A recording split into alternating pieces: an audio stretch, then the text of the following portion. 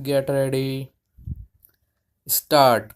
It has been proposed to set up this Industrial Development Corporation as distinct from the Industrial Credit Corporation.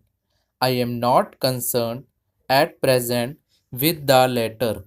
Sir, the object of this corporation is stated to be to quicken the pace of industrial development in the country. There is no denying the fact that it is necessary for the government to take the initiative in the matter of industrial development of our country and help in the growth of industries. If money were required for this purpose, nobody would be more happy to provide that money than our party because we stand for the industrial development of the country. But what is being done in the name of development of industry is this: the government is making over certain things to the big man in the business and is entirely leaving matters to them and is relying on them for the development of the industries. In this scheme, too, you will find the same attitude being taken by the government.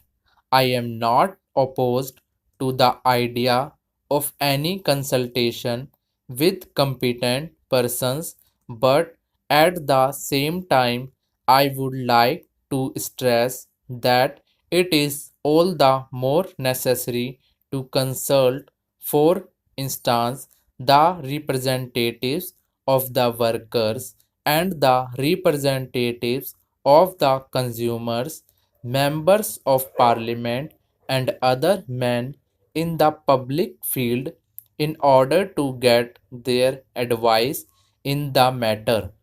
Instead of doing so, government consults only the big monopolists who naturally offer their advice with a certain bias into which we need not go. It has appeared in the press that after developing certain industries under the aegis of the Industrial Development Corporation, such industries may be made over to private capitalists again. That is to say, government will start these industries at a time when the risk is great. Government will put in its money and take all the risk, and after development, these industries may even be made over to private industrialists and private enterprise. I think that this is entirely wrong. It is necessary for the government to develop industries and widen the public sector. There is no doubt about it, but it would not be right in this situation today to develop these industries in order to make them over to private individuals. If they are developed by government, they should be kept in the public sector as far as possible.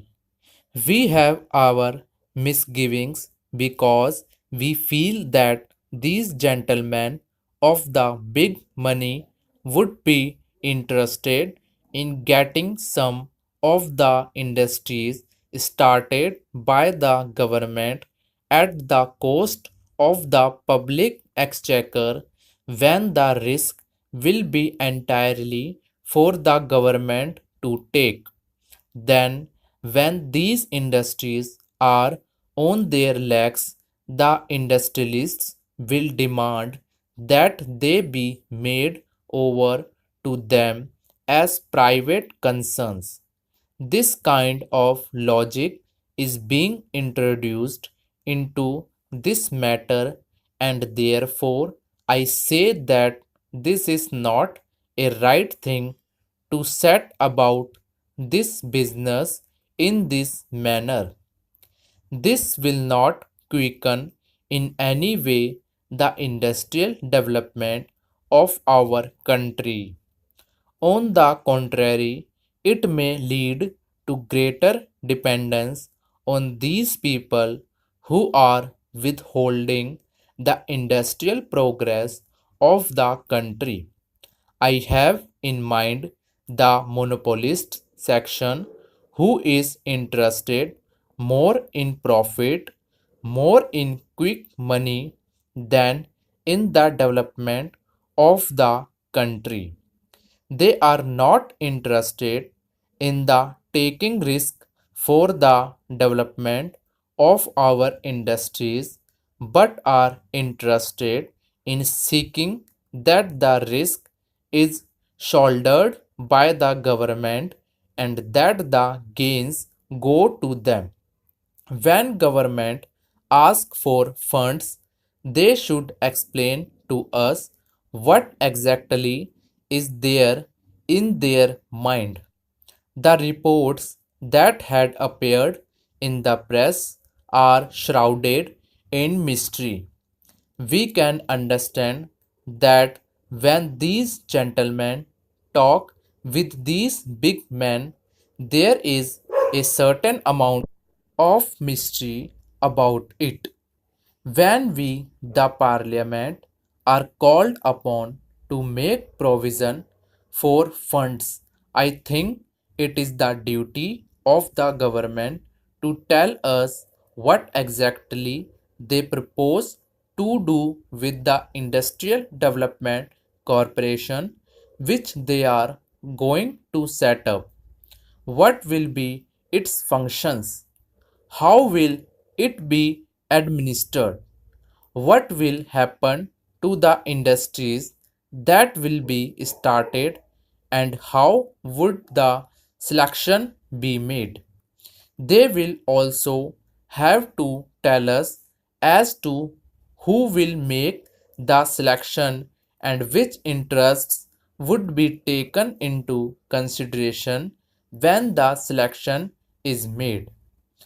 How will the rights and wages of the workers be guaranteed in those industries which may be started under the aegis of the corporation?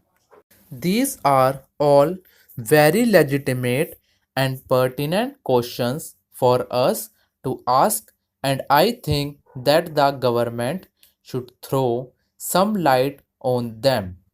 There is another item of making provision for delegations that are going abroad. I have in mind the delegation that was sent to the gate. We sent a delegation to that conference, sir, and about rupees 62,000 is wanted for meeting the cost of that delegation. We have something to say on this item without discussing further.